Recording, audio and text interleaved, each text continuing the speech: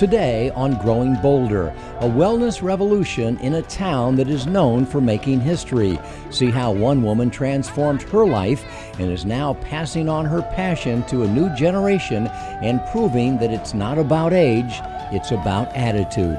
Then, what if we really focused on raising children to accept all differences? Whether it's skin, religion, whatever it is. How one grandmother answered her own question, building a business whose mission is peace, acceptance, and compassion.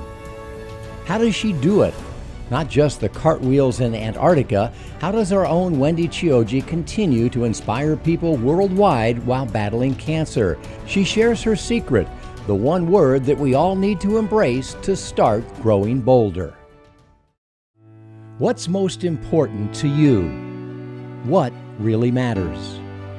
Remember when you thought the future was filled with limitless possibility? It still is.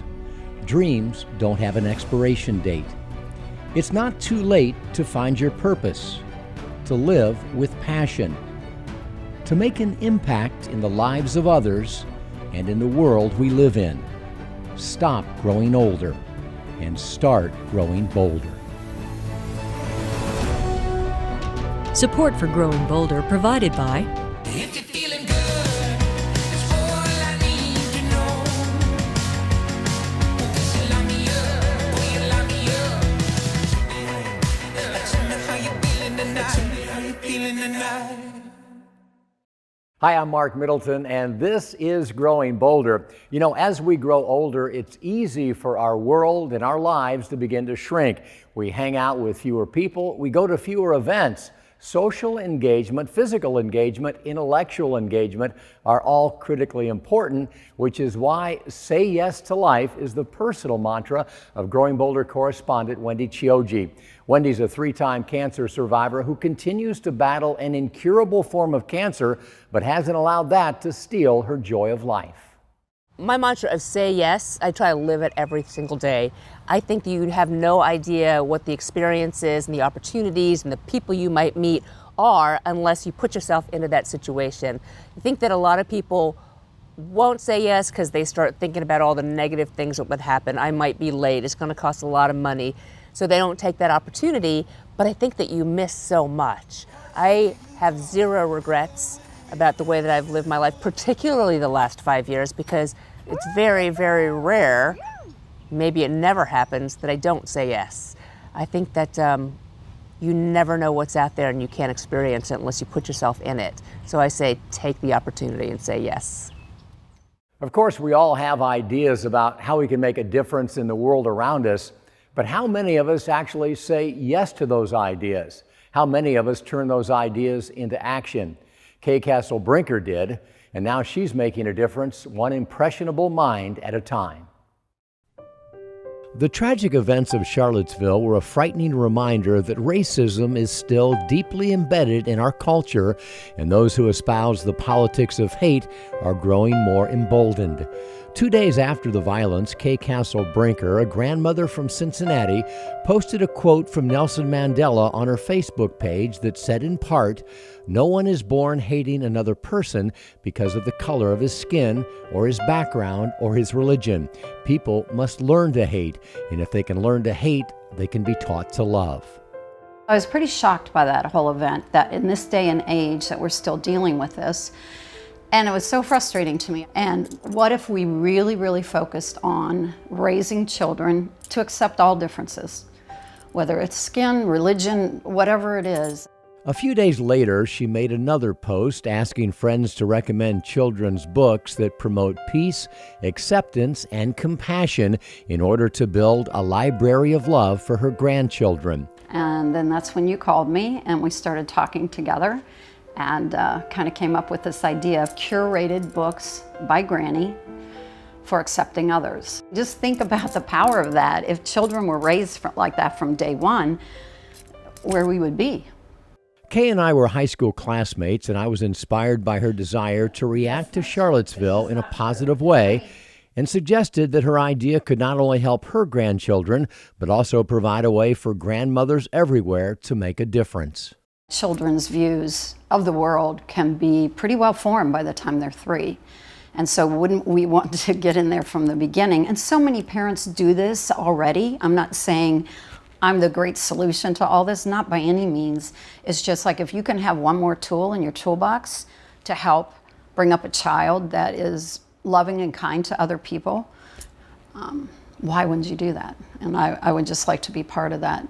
Kay recently retired from a career in qualitative market research, helping major corporations understand how best to communicate with and design products for customers. I am retired and I'm truly enjoying that, but I don't know, retire, I always say not so much retirement, but refreshment. It's like, what am I going to do next? This passion project seemed like a great what's next, so she shared her idea with family and close friends. They did get it right away, and it was kind of like, why didn't I think about that? This is really great. Encouraged, she wrote several different concepts for small collections of children's books that she called Granny Packs. Most are aware that political action committees, or PACs, are in many ways fueling a growing divide in American society. Kay chose the name Granny Pack to make a statement that's 100% anti-political. The PAC stands for Peace, Acceptance, and Compassion.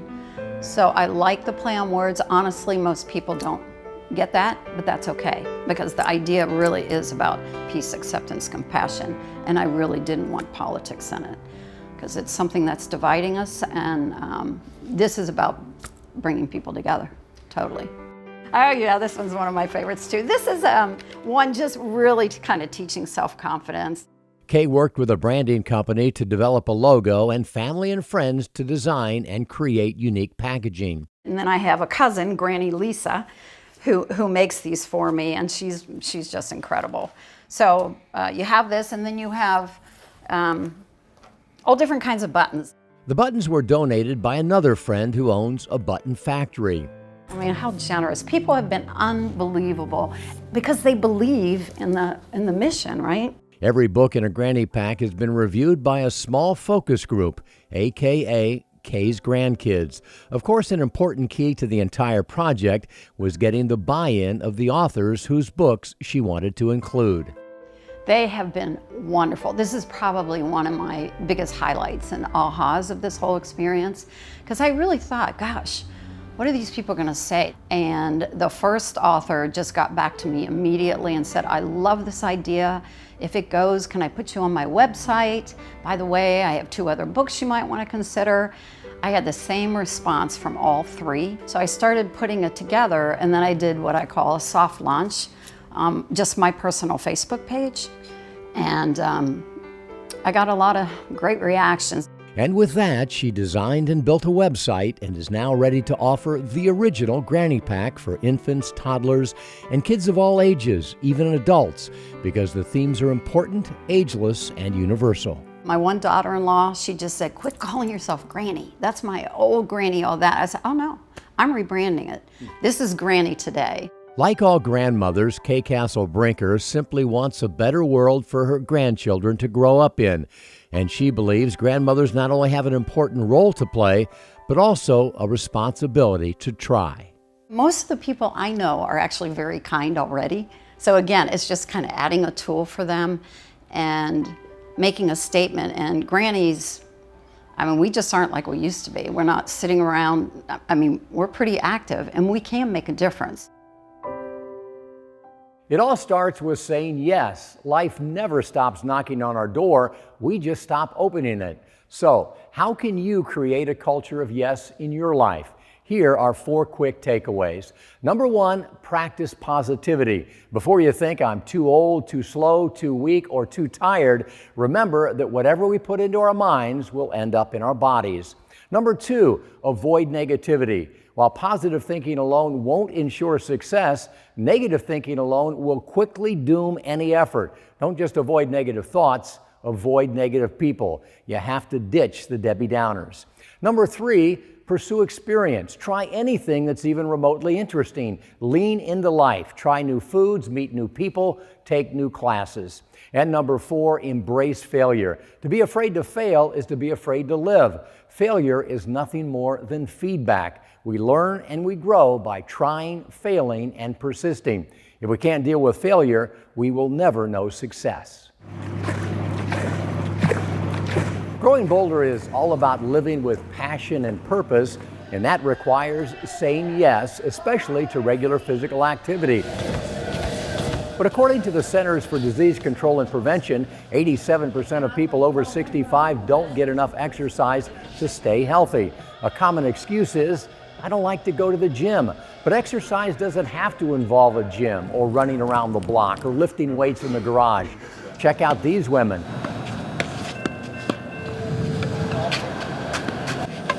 All between the ages of 75 and 96 who view their exercise as a fun social activity. Life in your 90s is good? Yes, it's very good. Oh, I also have a boyfriend. I have a friend who is exactly the same age as I am. We come from the same backgrounds. And she's sitting in a senior citizen home waiting to die. She's not doing anything. And I feel so bad for her. The good news is that it's truly never too late to get active and dramatically improve our overall health and well-being. Bill Schaefer is here now with the story of an educator who is teaching what may be the most valuable lesson of all. When she was a kid, Letitia Foster never liked going to school. She was heavy and it wasn't any fun getting picked on. Kind of a surprise that she became an elementary school principal. Or is it? Because of all of her responsibilities, the one that means the most to her is being a role model, setting an example. And today's lesson is one we can all learn from.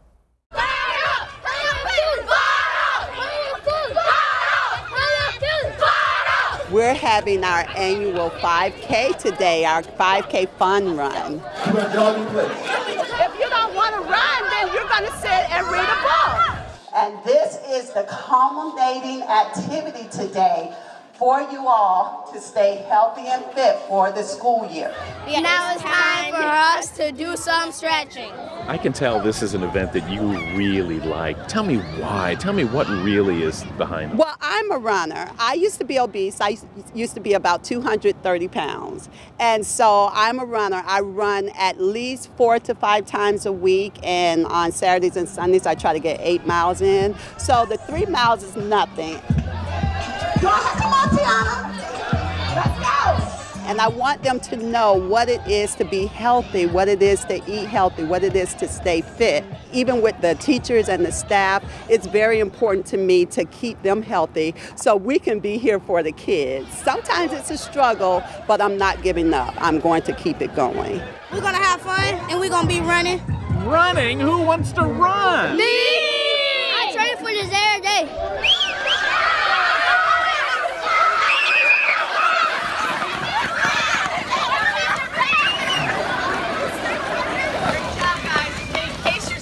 It's very important because not only was I obese, but my mom had diabetes. She's now deceased. And then my family members are overweight. So I try to be that person to show them, to model for them what we need to do in order to live for our kids, stay healthy and fit.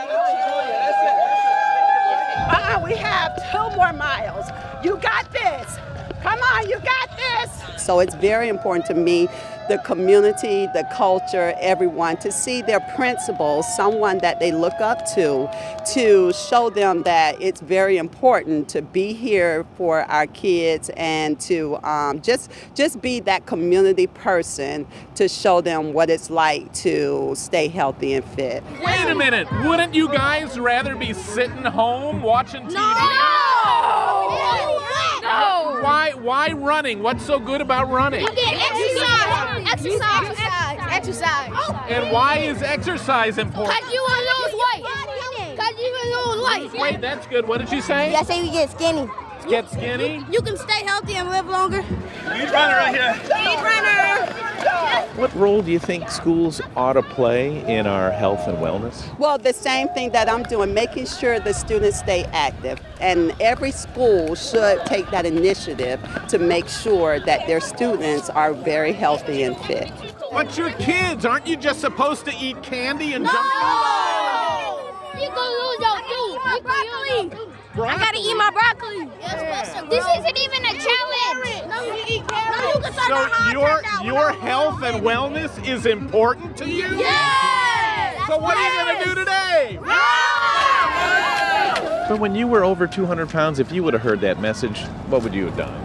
Well, hopefully I would have gotten up and moved because that's what happened. I mean, it is very hard because it's been a struggle through the years. I was overweight in high school, then I went to college and I got fit, but then I had kids and I became overweight again. So it's been a struggle for me through the years, but now I've come to the place in my life that I said no more. So that's why every day I make sure I do some type of activity, whether it's walking or running or just maybe getting on the cycle or whatever I can do to make sure that I stay active. That's what I do, for, like I said, for my kids, for my students, for my staff, for the community. And sometimes I run around Eatonville so the community can see me as the principal and be the model for them. And they can say, okay, if she's out there doing it, then I want to do it too. Good job. I just want them to remember when they leave here, when they're rising sixth graders and they leave here, they just remember what Miss Foster has, taught them and wanted to be, ingrained in them, that just eat healthy and stay fit, keep moving, stay active, and then, you'll be able to learn better as well. Well, did you notice a little boy with one leg? It goes to show that everybody has challenges. And the point is, if your doctor says you can, just get out and do it. And here's what we can learn from this story. Number one, you can take control of your health. Start simple, start slow, and you'll be amazed how quickly you start to feel better. Number two, to make a difference in the lives of others, start by making a difference with yourself. Sometimes all we need is to see someone else to make us think, I can do that too. So be the example. And number three, you can find beginners running groups at senior centers, health clubs, and running stores with a quick search online. It's always easier to succeed if you're working out with others who are at the same level as you. Growing older doesn't have to be the slippery slope to frailty that we've been led to believe. Our contributing expert, Dr. Vonda Wright, is a renowned orthopedic surgeon whose pioneering research on mobility is changing the way we view the aging process. We sat down with Dr. Wright to get her take on growing bolder. I always recommend that someone picking up fitness, whether they're rediscovering it or whether they're discovering it for the first time in their lives, as I call it, adult onset exercisers, is we actually do need to get checked out. We don't know what we've done to our bodies in the 30 years since we picked up our sneakers or got off the couch. But once we've got clearance, the sky's the limit. I see no boundary in what we can achieve other than our own predispositions to what we can achieve. There is a terrible myth out there that aging is this inevitable decline from some vitality of youth down this slippery slope to frailty and aging. And it is a myth based on watching populations of inactive people slide down the slippery slope. I believe that we can be healthy, vital, active, joyful until the very minute we take our last breath. I don't know about you, but I just want to quit breathing. I don't want to go down any kind of slippery slope. But to go from this line to this line is an intentional process. We have to move every day. If we were designed to sit still, we would be shaped like mushrooms because anatomically form follows function. And the biggest muscles in our bodies are below our waist. I'm an orthopedic surgeon. I'm going to tell you that everything goes on below your navel. You got to move. Number two, you have to pay attention to what we eat. We know that what fuels us matters. Broccoli is not designed to be covered in a thick cheese sauce that's actually not made out of dairy anyway, right? So we have to be concerned with what goes in us. But I have discovered as I've aged, I turned 51 this year, and I really went through a crisis from 40 to 51 saying, have I done enough? as I age through my 40s, and what is it going to mean as I try to live into my 90s because I have a 10-year-old child. Really, it was a crisis for me, and I do this for a living, right? How can I continue to harness my body's innate power to heal itself, to regenerate itself, and not cop out to this, I'm getting old, let's just accept this. So I pay even more attention to mobility. I'm very choosy about what I put in, but I started playing the piano again.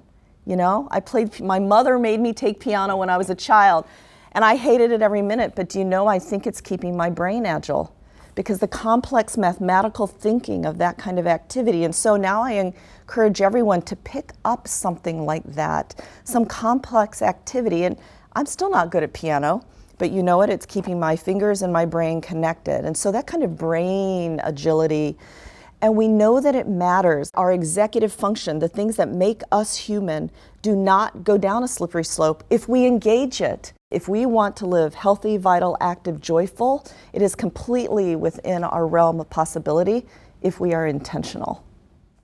Aging as a time of inevitable decline is a terrible, destructive myth that we don't have to buy into. More information from Dr. Vonda Wright and the rest of our contributing experts is available at growingbolder.com/TV. Well, we all know we should move more, so why don't we? Excuses. We're all pretty good at making them, but the truth is, movement can strengthen more than just your body. It can make your relationships stronger too. Snap, snap, and zip. You ready to go? Carol and Joe Neal don't waste time making decisions. When something feels right, they dive right in. We got engaged 6 or 8 weeks after we met. People don't do that today. They're around each other for years, and we never even looked back. We just said, hey, this works, let's get going. 40 years later, their marriage is in better shape than ever. And so are they. And you probably never expected this. How about all the chicks checking him out? And he's one of these kind that gets better looking as he gets older. I hate that. I just get baggier. These days, a lot of people have been looking at them both. They lit it up at the Masters Triathlon Championship. Our Growing Boulder cameras were all over that race. Perfect day for running. And Carol and Joe made a big impression. In triathlons, you may or may not be aware, they actually write your age on your calf. Back of your leg. When I have young men coming up on me, and maybe in their 20s, they can't believe I'm 65 and I'm ahead of them. It keeps you young. When you're out there with those young people, you just feel like you're one of them. I mean, I don't care. I want to be an example. See, your mom can do this, your sister, your aunt, your grandmother.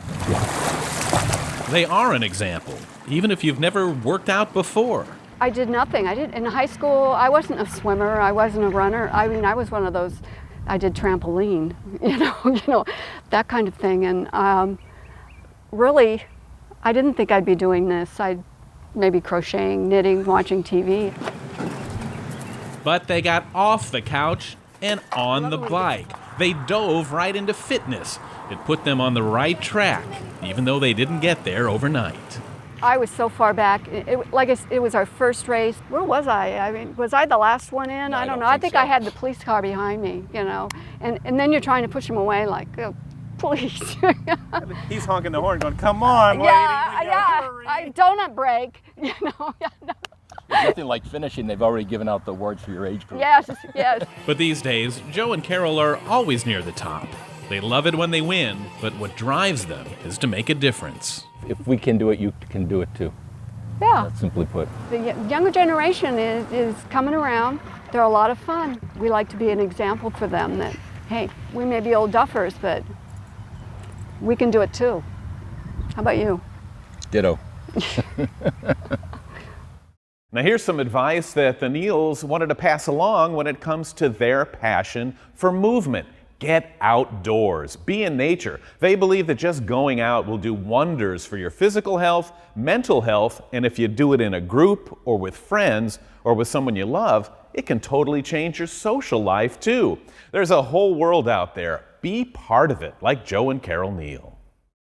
We all talk about our healthcare provider, what plan we're on. Well, like it or not, the responsibility for our health and well-being has now shifted to the individual. The healthcare paradigm moving forward is self-care with the patient at the center of the system and providers delivering support. Sure, we will all require medication, rehabilitation, counseling, and consultation from many different experts, but the day-to-day responsibility for our overall well-being begins and ends with each of us. Healthcare has to be viewed as an individual act and not as a service received. We're now spending 80 cents of every healthcare dollar on preventable chronic illness. It is the true epidemic of our time. With healthcare costs rising rapidly, we all have a responsibility to ourselves, our families, and to society to proactively minimize the amount of care we'll need as we age. Who's your primary care provider? You are. And you should immediately prescribe some positive lifestyle modification. That's Growing Bolder. We'll see you next time.